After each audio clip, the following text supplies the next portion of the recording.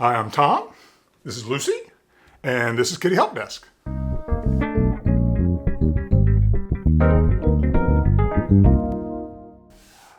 So today I just wanted to talk for a few minutes about the variety of litter boxes that are out there and really just see if I could help you make the best choice for your cats. Now, the interesting thing about cats is that oftentimes they will accept something even if they dislike it. Now, you may not think that's always the case, but in a lot of cases, a cat would really rather not urinate somewhere, where that's just going to sit there and not get covered up. They'd prefer to go in a sandy substrate. That's what they're looking for. That's what their instincts are telling them to look for, because that's basically, what soil that would be easy to dig in would be like. So, when you provide them with litter boxes that they don't particularly like, many times they'll continue to use them. But it really is better behaviorally if you provide litter boxes that they really do like. Dealing with something that you accept but you don't like, it can be very stressful. I can tell you from experience that can be very stressful. So we don't want them to have a lot of stress in their lives. The less stress that they have, the more likely they will feel happy most of the day, and they won't have any behavioral problems. So the first step is to make sure that the litter box that you choose is the best kind of litter box, the kind of litter box that they prefer. Now, most cats really do prefer an open litter box, a box that's not covered, a box that's not inside a piece of furniture to hide it or have a big hood on top of it, things like that. A larger cat like Miss Lucy here, Miss Lucy is relatively large for a cat. She needs a very large litter box so that she can turn around in it without stepping on maybe previous deposits that are in there. She also needs to turn around in it. It needs to be large enough so she can turn around and not inadvertently sort of pee outside the side of the litter box, because she has had that issue in the past. That is not her fault. That is my fault, because when I gave her the litter box, it just wasn't adequate for the way she happened to want to turn around inside the box. It's important to understand that these behaviors, once they're in the box, those are complex reflex actions. So they're not easily changed. It's not something you can train a cat to act differently in the toileting environment. They really, it's sort of a built-in set of motions and actions that take place. So you're better off just really finding a litter box that is preferable to them.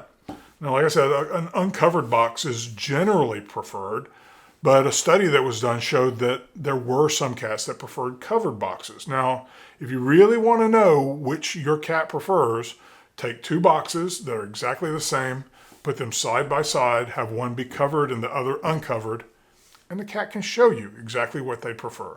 That's really, at the end of the day, the best method for determining what they like is to ask them.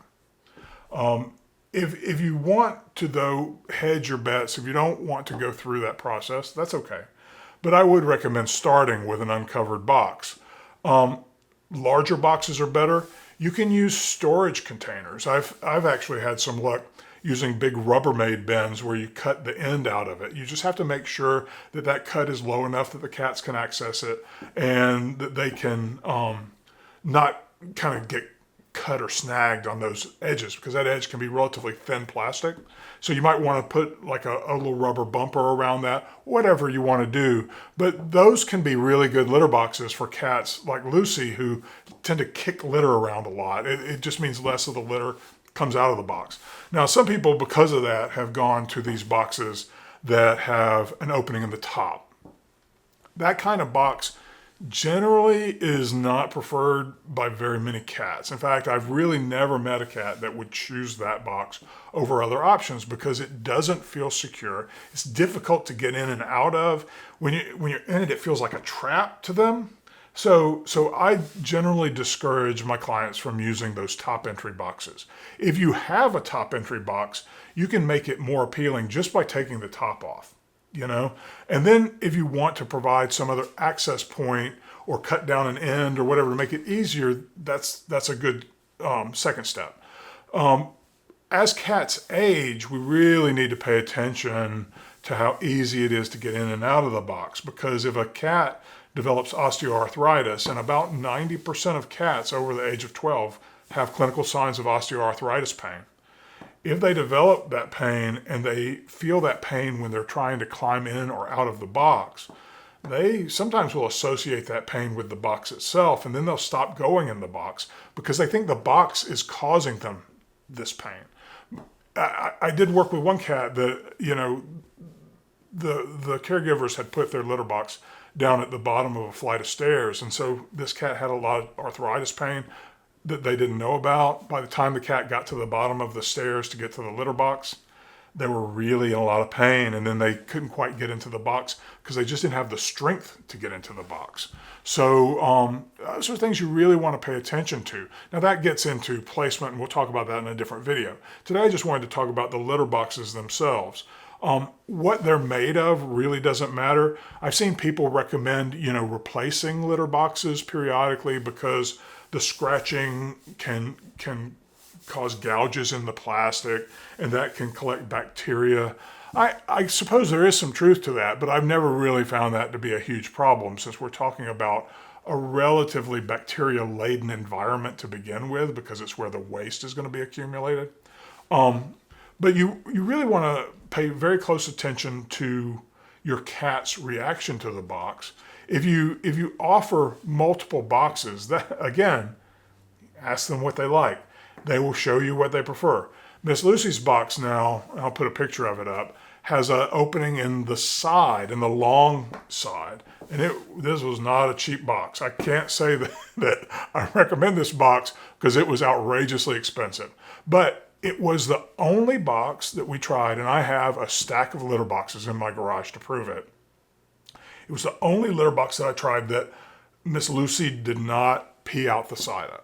And it just happened to be the way she enters it, and then her walking around ritual once she's inside the box, the way she treats the interior of the box, when the opening was in the end, she would often end up with her butt sort of hanging over the edge of the box. These were boxes with slightly lower sides.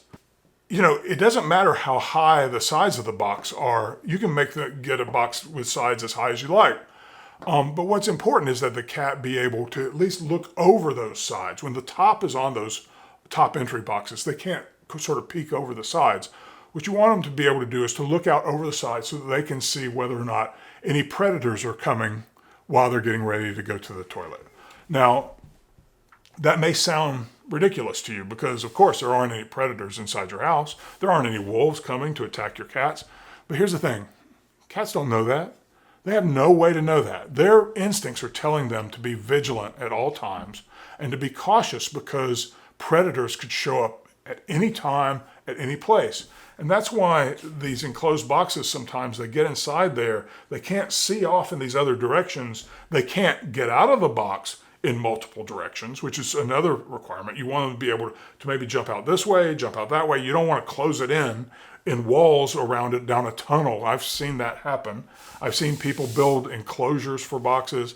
I've seen people that put portals into a special little box in their garage that the litter box was sort of through this portal. All these things are really detrimental to you if you really would like your cat to use the box consistently.